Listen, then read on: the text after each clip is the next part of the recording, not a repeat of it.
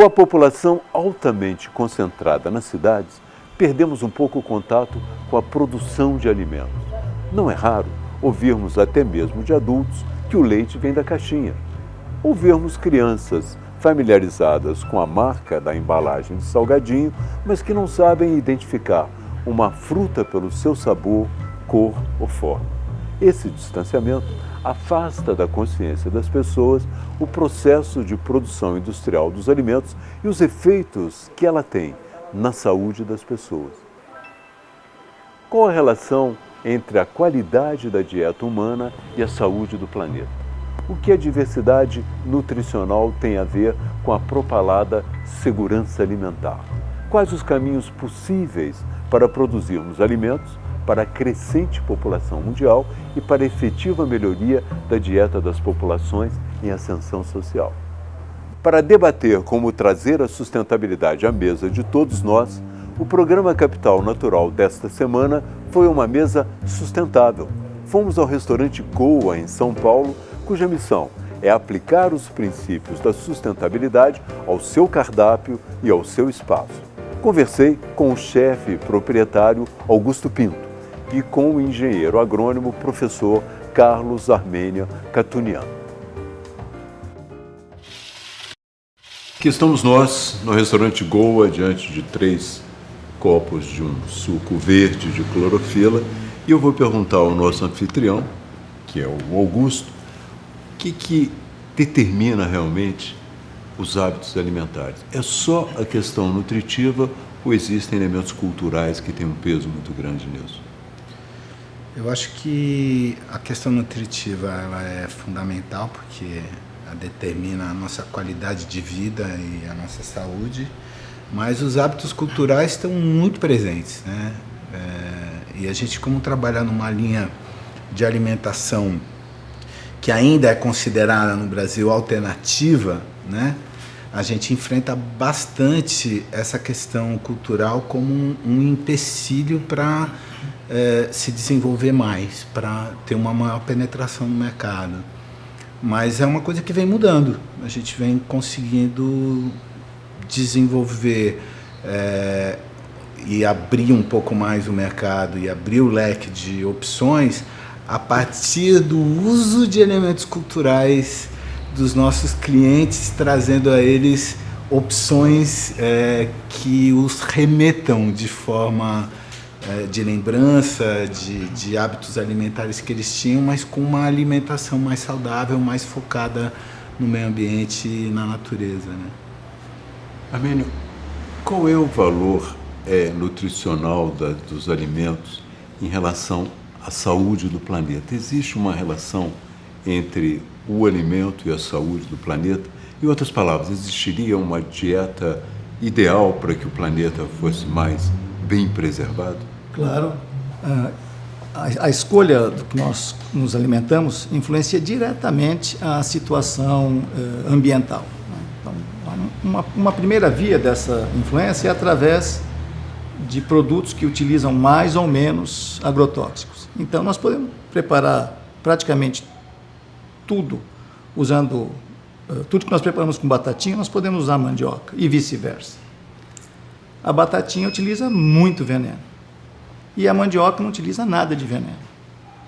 A razão porque a batatinha exige até mais veneno para ser produzida no Brasil é que ela está completamente fora do seu ambiente de origem. Batatinha é uma planta do trópico de altitude e nós estamos em quase todo o país no trópico úmido. Então, quando nós escolhemos uma planta bem adaptada ao ambiente, nesse caso, explorando a mandioca, nós estamos contribuindo para o bem-estar do planeta. Minha saúde nutricional, minha situação alimentar está diretamente relacionada com a saúde do planeta. Uma outra via de influência que é crescente, a sua importância, é o consumo de produtos de origem animal. Então, os produtos de origem animal, eles exigem muitos recursos para serem produzidos. Uma conta que poucas vezes é feita é quantos quilos de grãos será que a gente precisa para produzir 1 quilo de porco? Se nós formos reduzir isso para matéria seca, água excluída dos grãos e matéria seca do porco, a parte que nós efetivamente comemos, são 22 quilos de grãos para cada quilo de porco. Se for para frango, que é a carne mais barata, é da ordem de 11 quilos de grãos para 1 quilo de frango.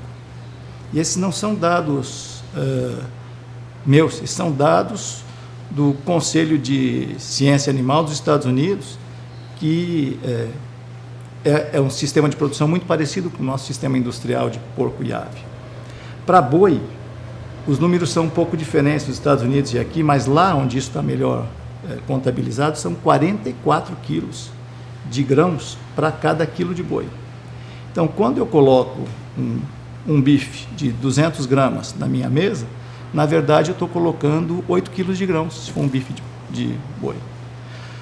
O impacto que isso traz é que uma parte, um esforço muito grande, muita terra, muito adubo, muito veneno vai ser utilizado para produzir esses grãos para os animais. Então, no Brasil, ao redor de 60% a 70% do consumo de grãos de cada um de nós não é na forma de grãos, é embutido nos produtos de origem animal. E para o planeta não existe uma estimativa precisa, porque muitos países não têm essas estatísticas locais, mas a Organização das Nações Unidas para a Agricultura e Alimentação estima que entre 40% e 50% dos grãos no planeta hoje vão para alimentar animais. Então, esse é um impacto muito grande, não? Já que você mencionou a mandioca, vamos explorá-la mais um pouco. É que no Rio ela se chama aipim, e no Nordeste macaxeira. Então, é a mesma mandioca, mas com nomes diferentes. Augusto, como você trabalha essa questão da sustentabilidade, seja no cardápio, no que você oferece aqui e nos procedimentos do restaurante? Como é que que o restaurante, voltado para a sustentabilidade, o que ele oferece de diferente e como ele trabalha lá dentro na cozinha de uma forma diferente? Essa preocupação ela se expressa de duas formas básicas, né? A primeira na hora da compra, da escolha daquilo que vai ser servido. Então, eu não tenho um cardápio fixo. O restaurante não trabalha com um cardápio fixo. A gente trabalha com o que existe disponível no mercado. Uma referência para isso é mais ou menos o preço das coisas. Se o tomate está muito caro, é porque não é época de tomate ou porque o tomate não está muito bom. Então, às vezes a cozinheira fica brava porque ela pede para comprar uma caixa de tomate, eu chego aqui com 2 de caqui. O que eu vou fazer? Não, vamos fazer um molho de caqui. E aí é que entra a nossa criatividade. Então, e o aproveitamento disso na cozinha é feito quase que integral. Porque hoje, por exemplo, esse suco, a gente terminou de fazer e eu já separei o que foi peneirado para amanhã fazer uma geleia. Porque ali tem nutriente, tem fibra, tem vitamina. Então amanhã a gente faz uma geleia disso, faz um recheio. E é assim que essa cozinha funciona. Tentando aproveitar o máximo de tudo que a gente consome e trabalhando com produtos, na maioria locais, acessíveis e de estação. Uma pergunta que eu gostaria de fazer aos dois. O Brasil, como alguns países, os principais países desenvolvidos, está superando um pouco a fase em que se luta apenas contra a fome, mas já temos também o problema da obesidade. Como enfrentar especificamente esse problema, na opinião de vocês que trabalham com alimentos, ou teórica, ou praticamente? Armênio. Olha, eu vou ter que cobrar mais, porque essa pergunta é muito difícil. Não estava no trato do convite. Mas se eu tivesse que contribuir com alguma reflexão sobre isso, eu penso que essa é uma questão que está ligada à nossa evolução. Então, durante a evolução, alguns princípios nutritivos foram muito pouco disponíveis. Então, nós tivemos pouco acesso difícil a açúcares, acesso difícil a gorduras, acesso difícil a proteína de origem animal. E nós aprendemos a não desperdiçar energia. Então, sair fazendo jogging, ou entrar numa academia e gastar energia à toa, é uma completa falta de senso do ponto de vista evolutivo. Nós aprendemos a usar energia quando ela era realmente necessária. E hoje nós vivemos uma era de abundância. Uma era de abundância com a qual o nosso comportamento, desenvolvido ao longo de alguns milhões de anos e reforçado ao longo de alguns milhares, os últimos milhares, nos diz: descanse, coma bastante, especialmente desses produtos. E chega a tal ponto que esses são os produtos que nos causam a maior parte dos problemas na alimentação atual. Se nós formos identificar vilões na alimentação atual, isso é o consenso de nutricionistas. Onde estão? Açúcar, lipídios, gorduras, sal, excesso de proteína, de produtos de origem animal. Aí está. São exatamente aquelas coisas que eram mais escassas. Então, nós hoje vivemos uma situação de substituir a pressão que a natureza fazia e nos cortava o suprimento disso, para que a gente não se excedesse, por um controle consciente. Mas é um grande desafio para a humanidade. O meu à parte é que, somado a essa questão aí, que é uma questão científica e que faz, eu concordo plenamente, tem uma pressão muito grande da indústria de alimentos.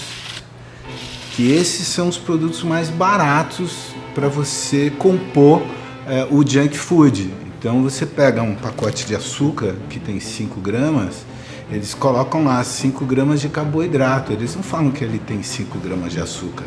Então 100% desse pacotinho de açúcar é de açúcar de alto teor glicêmico que você vai reter no seu organismo e vai ser muito difícil de você eliminar.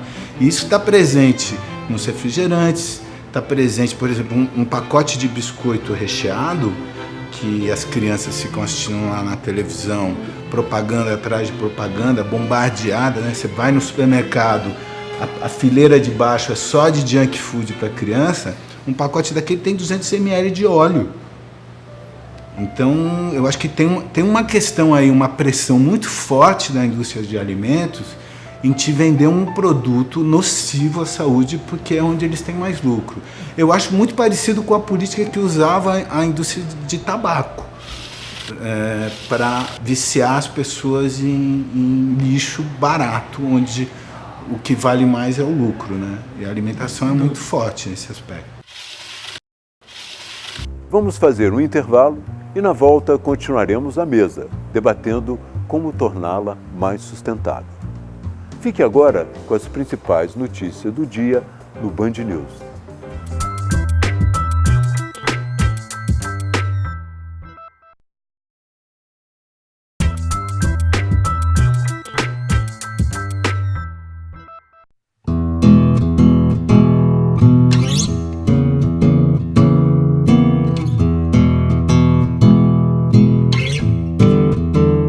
Produtores de goiaba em Bebedouro, interior de São Paulo, goiaba, limão, carambola. E a nossa dificuldade em produzir e não conseguir colocar no mercado de orgânico me fez criar um espaço, um box de orgânico com trabalho focado em fruticultura. Porque hoje se fala que não tem fruta orgânica. Mas não é essa a realidade. Nós estamos aqui para provar que o país tem fruta orgânica e muita fruta orgânica. Só que a fruta orgânica nós temos que aprender a consumi-la na época certa. Nós temos, assim, não é o que eu quero comer, é o que é época de comer. A nossa produção de goiaba faz 2 anos eu produzo e eu só consigo vender como orgânico ainda apenas 20%. E essa não é uma realidade minha, essa é uma realidade dos produtores de fruticultura orgânica do nosso país, escondida. Além da nossa produção, do que nós produzimos no nosso sítio, nós apoiamos comunidades de assentados, comunidades quilombolas, comunidades de agricultura de subsistência do sul de Minas, pequenos produtores organizados de Santa Catarina, Rio Grande do Sul. Quando cai a ficha da pessoa, da quantidade de agrotóxico que ela consome, ela muda.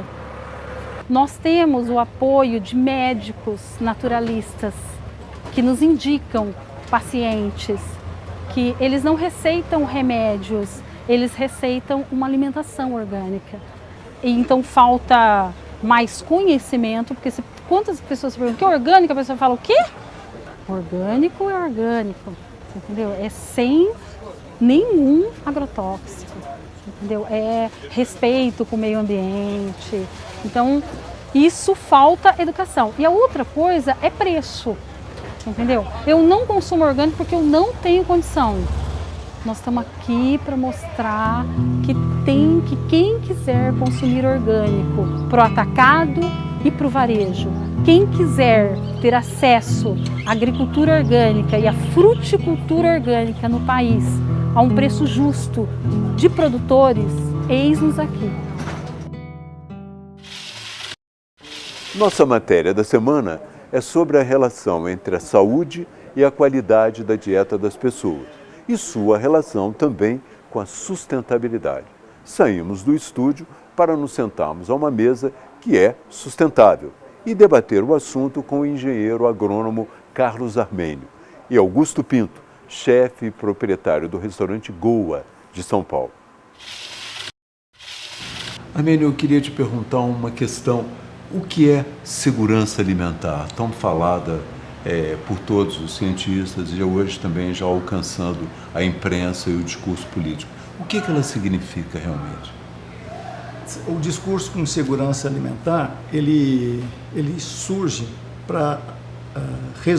na tentativa de resolver problemas de grupos na sociedade que não tinham acesso a alimentos. Então, ela está muito ligada aos aspectos mais quantitativos da ingestão alimentar. Então, a preocupação com segurança alimentar é garantir um certo número de calorias, um número de proteínas por dia, por cabeça.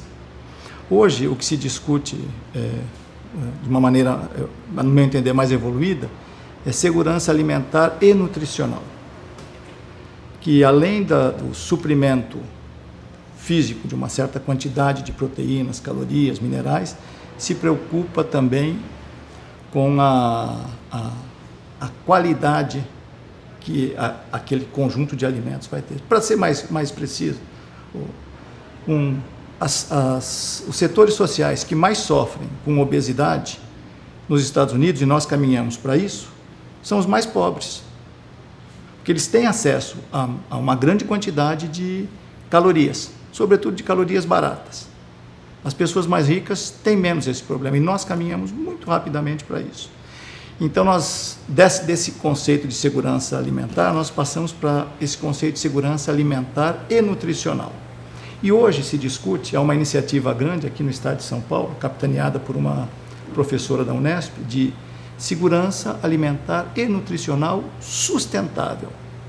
Ora, nós poderíamos ter uma segurança alimentar e nutricional aqui com base em produtos importados da Europa ou importados do Japão.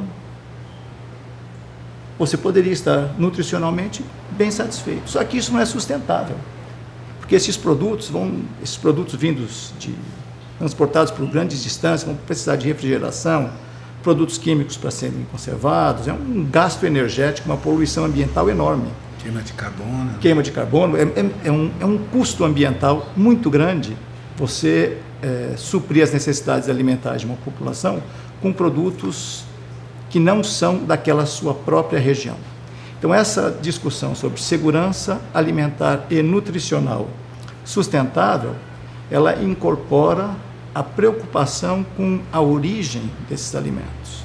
É como se os Titãs fizessem de novo aquela música e dissessem: a gente não quer só comida, a gente quer comida saudável e que não destrói o planeta. Exatamente, mais ou menos assim. Exatamente. Vamos agora para o nosso último intervalo. Na volta, falaremos do agronegócio orgânico. Ele já é de fato um negócio? Vamos conhecer produtores e outros importantes elos dessa cadeia. Fique agora com as principais manchetes e notícias do dia no Band News.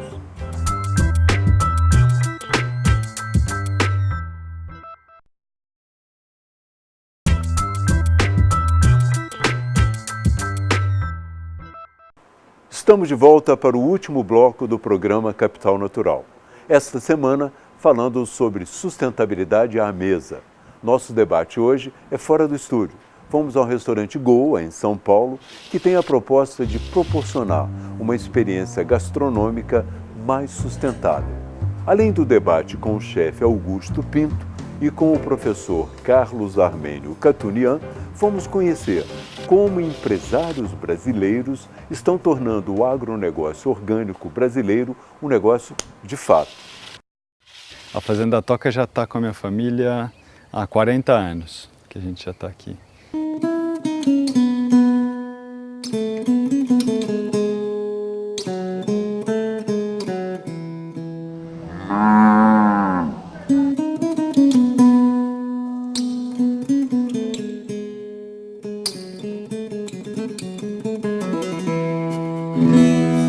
A fazenda a gente encara como um organismo vivo.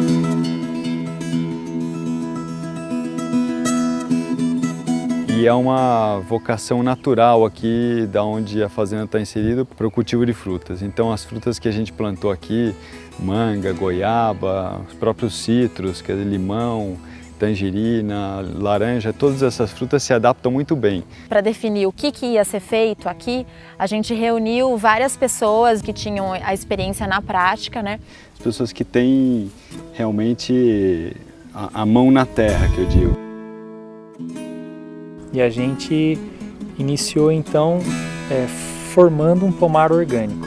Se essas plantas estiverem bem adaptadas e bem confortáveis nesse clima, nesse solo, elas vão poder expressar todo o seu potencial genético em termos de resistência, em termos de produtividade. Elas estão divididas com uma faixa de vegetação nativa, funcionando como corredor ecológico que leva e traz biodiversidade de fauna. Ao mesmo tempo, eles são áreas de quebra-vento, áreas de proteção natural, né? Como é que você faz para alimentar essa fruta? Você tem que dar muita matéria orgânica para essa fruta. Foi daí que a gente começou a pensar e desenvolveu toda a parte de animais na fazenda. Então a gente começou com um projeto que já está implantado aí de leite. E esse esquema de produção aqui, usando pasto rotacionado, usando vacas girolando, não usamos nada de antibiótico, não usamos nada de medicamento, né? A gente está fazendo um manejo super orgânico, humanizado, mas quando vai lá tirar o leite da vaca, é altíssima tecnologia que está lá. Cada vaca que entra naquela sala de ordenha, a gente sabe que vaca que é, a gente sabe quanto que ela está dando de leite, se ela tem algum problema, o próprio sistema já identifica. Então essa tecnologia ajuda muito a gente ter uma altíssima qualidade do produto. No caso do ovos também, fizemos testes de degustação, o pessoal adora. Olha que imagem legal, ó, a galinha ó, bem tranquila, ó, empoleirada no pé de guandua. Bem natural, ó, sem estresse nenhum. Se ela ficar estressada, vai refletir na produção.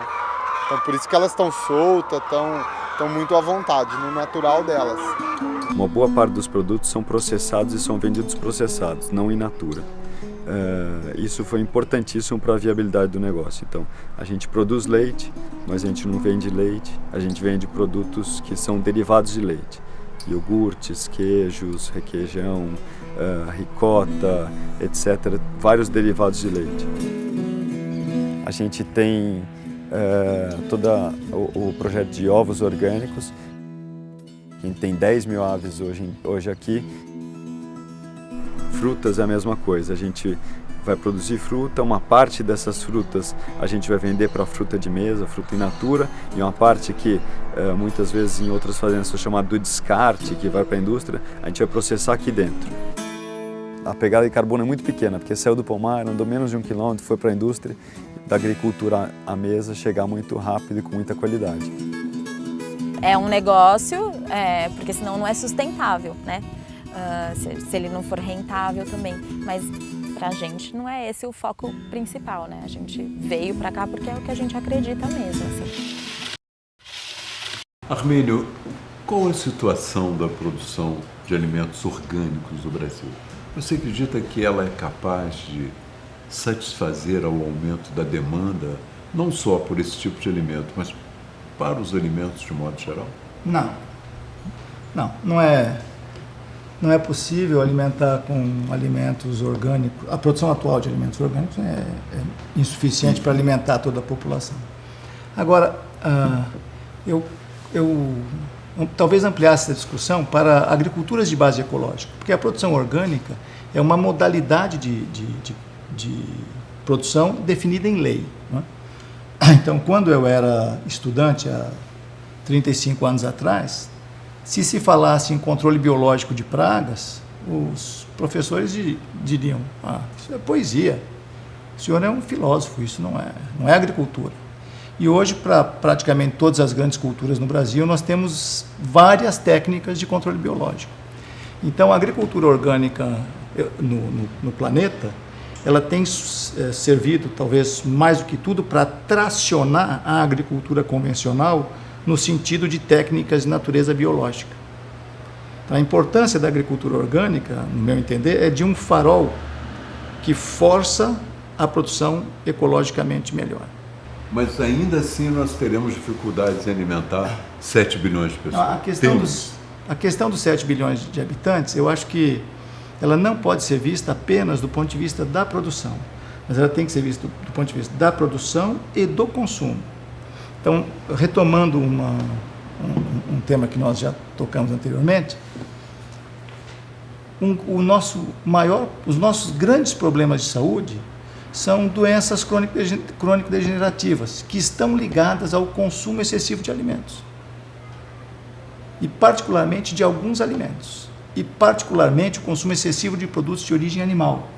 Então, não apenas para efeito de produção agrícola, mas também para efeito de saúde humana, nós vamos ter de nos orientar para dietas diferentes.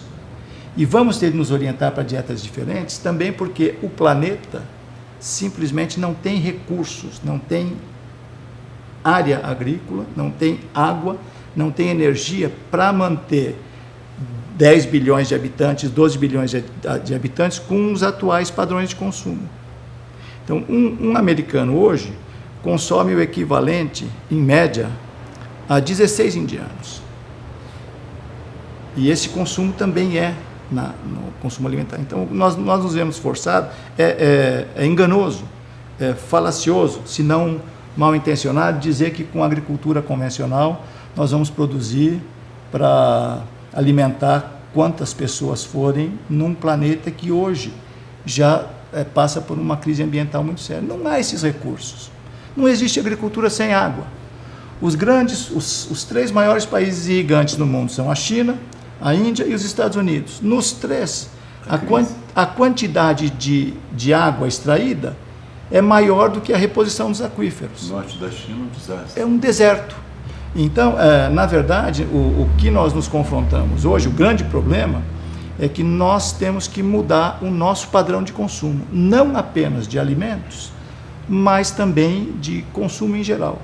Numa mudança de padrão de consumo, em que você privilegie cereais integrais, leguminosas, hortaliças, frutas de quantidades módicas de produtos de origem animal, nós podemos alimentar com mais saúde uma população maior do que 7 bilhões de habitantes. Augusto, você acha que há muitos benefícios constatáveis na alimentação orgânica? Você tem experiência nesse campo? Você acha que, segundo a sua experiência, você acha que as pessoas realmente têm uma saúde melhor quando consomem produtos orgânicos? Então, a gente conversava um pouco antes da gravação sobre... eu estava falando sobre o nosso maior patrimônio aqui no restaurante, é justamente as pessoas que frequentam aqui. E o público que frequenta o meu restaurante é um público mais saudável, é um público mais bem-humorado, é um público que não reclama, é um público que está ligado à qualidade de vida e é um público consumidor de orgânicos. Então eu acho que os benefícios são enormes na medida em que eu vejo no público que frequenta o restaurante, que passa aqui 600, 700 pessoas por semana, eu consigo ver um público bastante diferente, bastante mais alinhado com essas questões que estão sendo discutidas hoje nessa mesa, de meio ambiente, de qualidade de vida, de preservação, do que eu via nos outros lugares que eu trabalhei, ou que eu frequentei, antes de ter o restaurante. O programa Capital Natural fica por aqui. Quero agradecer aos nossos convidados, o engenheiro agrônomo Carlos Armênio Catunian, professor em Agricultura Sustentável, e também ao chefe do restaurante Goa. Agradecer a conversa e a comida.